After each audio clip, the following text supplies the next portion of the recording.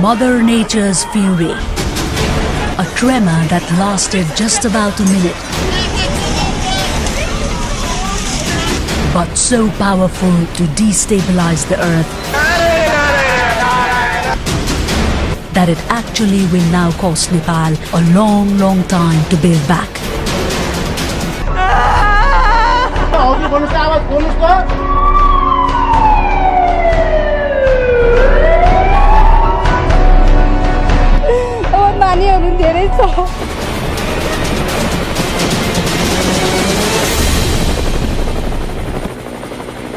April the 25th, it's spring in Nepal.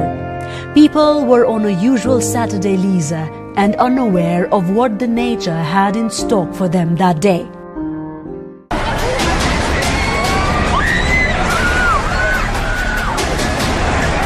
Just before noon, the first tremor occurred. The earth underneath rumbled before everything above it started to shake hard. It was a magnitude 7.8 earthquake. What followed has left Nepal reeling. The tremors affected 31 districts, particularly in the central and western parts. 30% of the population was hard hit. मेरो बहिनीहरु मर्यो कि क्या हो मेरो बहिनीहरु बन्दिर गएका छ भनेर दौडिँदै आको अनि मेरो घर पनि के पनि छैन. In an instance, Hamlet's once natural glories flattened beyond recognition.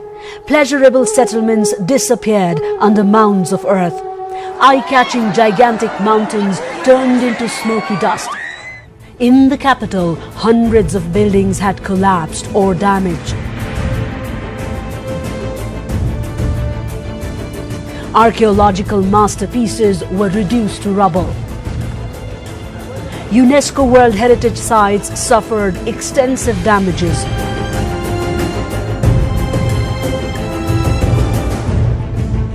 Hundreds of other historical monuments lay in pieces. Dharahara, an iconic 19th century tower, crumbled. People were awe-stricken to see so much devastation. Beyond the human loss, the quake had shaken to the core the foundation of a civilization. Hospitals and health facilities struggled to deal with overflowing patients. Makeshift treatment camps were set up. The tremor had caused roads and alleys to crack.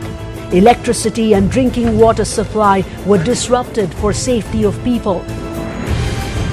10 cities had emerged in whatever little available open spaces.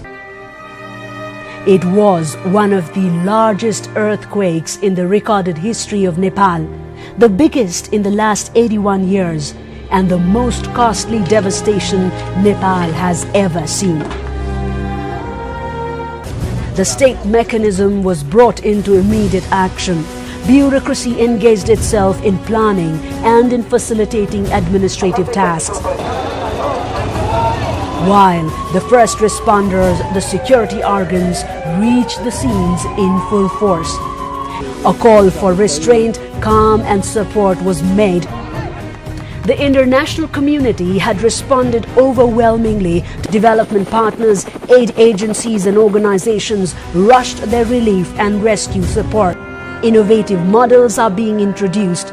Nevertheless, there are hundreds of thousands of shelters yet to be built.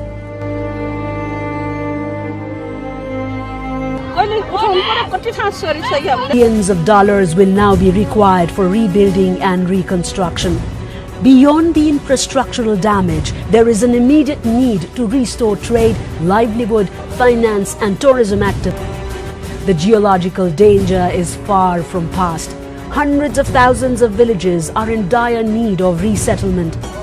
Emphasis is on rebuilding that extends beyond replacement, and thus approaches are bound to vary. The disaster has come as a meaty blow to Nepal's plan to graduate to a developing country by 2022. Also, a separate reconstruction fund has been set up. The funds are facing extreme pressure to cope up with the enormous financial demand.